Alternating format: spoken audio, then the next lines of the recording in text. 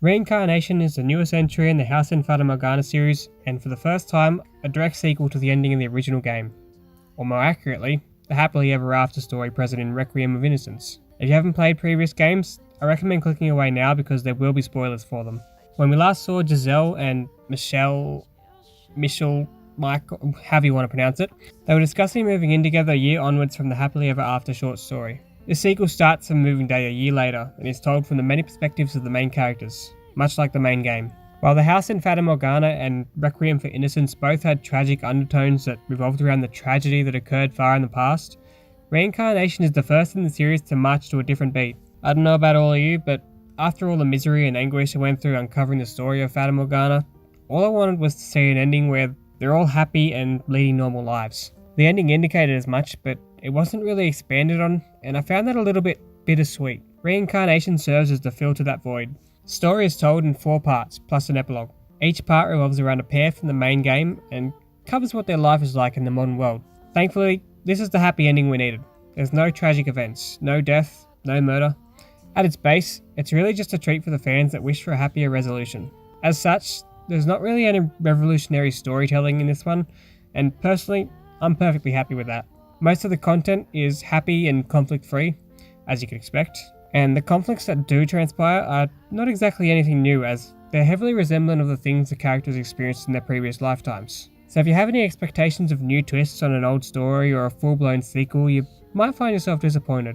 The one aspect that turns this game from a bit of a harmless fun to an experience that you simply must see is the story of Morgana in the modern world. As I said, there's no revolutionary story elements to explore, but after all the misery you've seen or experienced in previous games, I've no doubt that each and every one of you will at least find some peace in a presence within the story. If I had to sum this entire experience up in one word, it would simply be resolution. Its entire existence serves to answer the question on whether the wishes for the next lives, the ones they engraved on their souls, come to fruition. There's 2 big changes that you might find confronting in the sequel. The first is the one that everyone will be excited for: voice acting. Yes, every line of this roughly 8-hour game is completely voiced. No longer will you have to blindly guess what people sound like or how their names are pronounced. Though thanks to Japanese pronunciation, I'm still not sure about Michael, screw it. The second change is one that you'll likely already noticed. The trademark visuals have been abandoned in favour of an anime-styled approach. I'm still not sure how I feel about this. While I would have preferred consistency, the anime visuals have the surprising side effect of helping put the tragic events of previous games to rest. Since these visuals are brighter, happier, and in no way gothic or dark, it feels very separated to the previous games, which helps convey that this is a happier time. A peaceful time which in a sense felt all the more like resolution.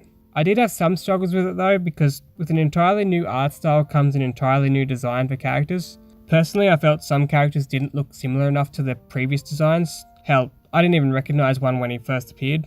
But I found this easy to acclimate to because for most of them this is the first time we've seen their modern world designs, and it's easy to chalk differences in appearance up to nothing more than those that would obviously be present when comparing a person from the Middle Age to that of a modern one. In conclusion, this story wasn't one that was entirely necessary, but it's sure as hell welcome. I wouldn't be surprised if it faced a difficult turn because of the new elements present in it, like the new art style, but I definitely think every House in Fata Morgana fan owes it to themselves to pick this up and see what I can only presume to be the final resolution for these characters we've grown to love so much.